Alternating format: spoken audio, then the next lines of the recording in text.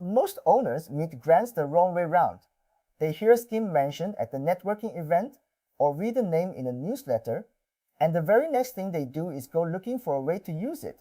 The project gets shaped around the funding, and the business ends up doing something it never set out to do.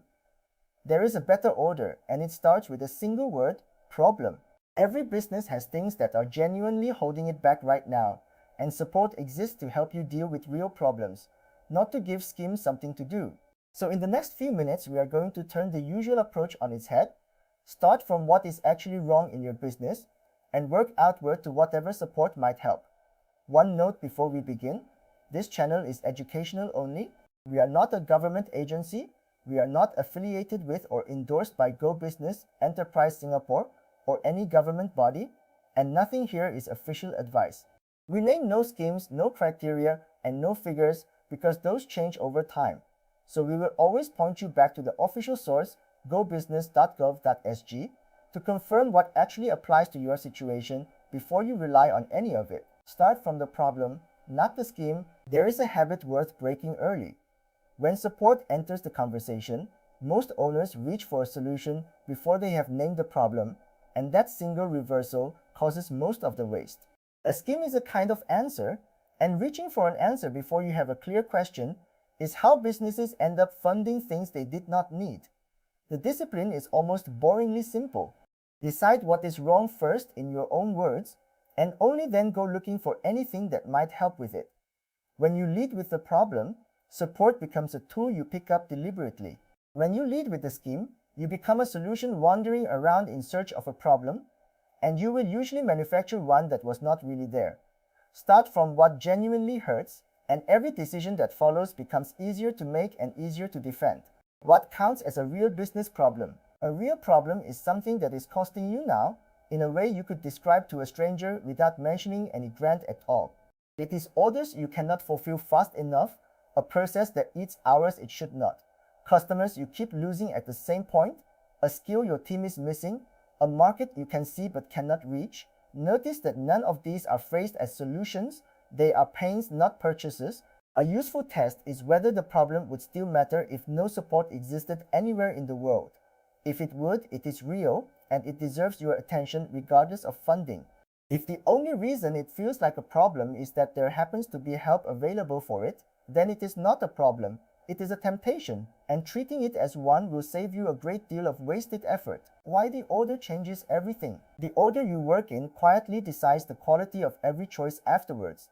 Lead with the problem and the whole landscape of support becomes a filter. You can look at anything and ask one clean question: does this help with my actual problem, yes or no? And most of the noise falls away instantly. Lead with a scheme and you lose that filter entirely, because now you are motivated to make things fit, to see relevance where there is only adjacency, and to talk yourself into a project because the help is real even though the need is not. The same landscape looks completely different depending on which end you enter from. Problem first, and you stay in control of your own business. Scheme first, and the funding quietly starts making your decisions for you, one small compromise at a time. Name the problem in plain language. Before you go anywhere near a portal, write your problem down in 1 or 2 plain sentences, the way you would explain it to a friend over coffee. No jargon, no scheme words, no solution baked in, just what is wrong and what it is costing you. This is harder than it sounds, and the difficulty is the point, because a problem you cannot state simply is usually a problem you have not understood yet. Owners who can say the sentence out loud make fast, confident decisions. Owners who cannot end up drifting through options, faintly attracted to everything and committed to nothing. The sentence also protects you later, when the paperwork and the providers and the enthusiasm start pulling your project in directions you did not choose. Keep coming back to it and asking whether what you are now planning still solves the thing you first wrote down. Keep the problem separate from the solution. Here's a distinction that saves businesses from a lot of expensive mistakes. The problem is what is wrong. The solution is one particular way of fixing it, and there are almost always several.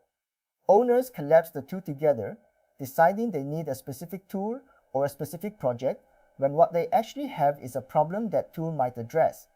Keep them apart deliberately. State the problem, then brainstorm 3 different ways it could be solved, only one of which involves any spending at all. Sometimes the best fix is a change in how you work, not a purchase, and you will only see that if you have not already married yourself to one answer. Support is meant to help you implement a good solution, not to choose your solution for you.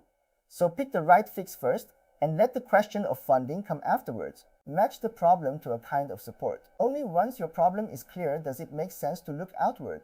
Support in Singapore tends to cluster around broad intentions, helping businesses improve productivity, build capability, develop their people, upgrade technology, or expand into new markets, among others. Your job is not to memorize these, it is to notice which family your problem naturally belongs to, and then go and read what sits in that family on the official source.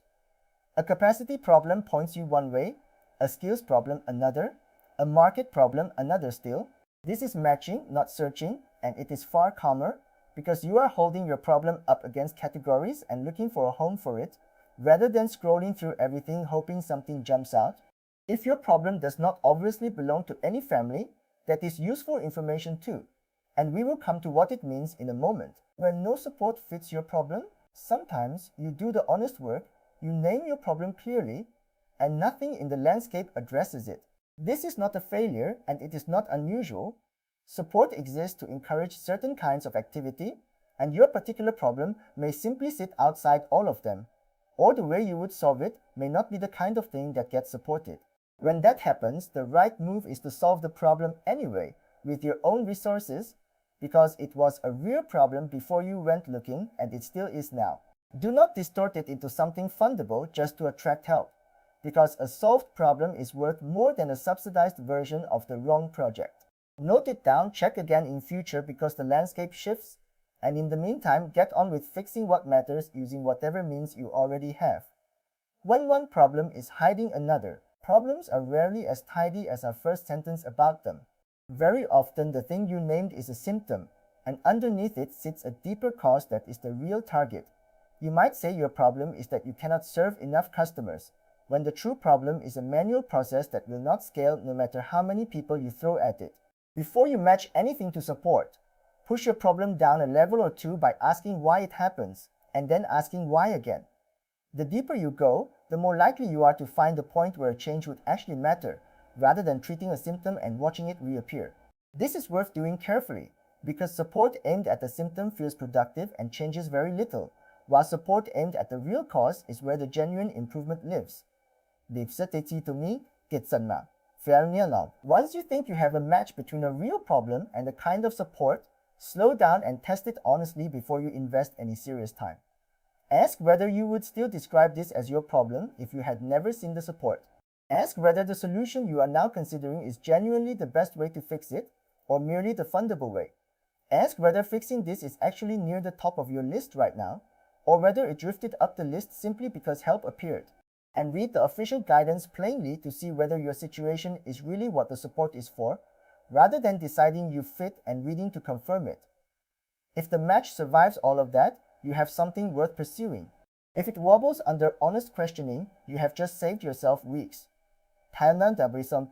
Take your problem to the official source. When you are ready to look, take your written problem to gobusiness.gov.sg and use it as your lens the whole way through.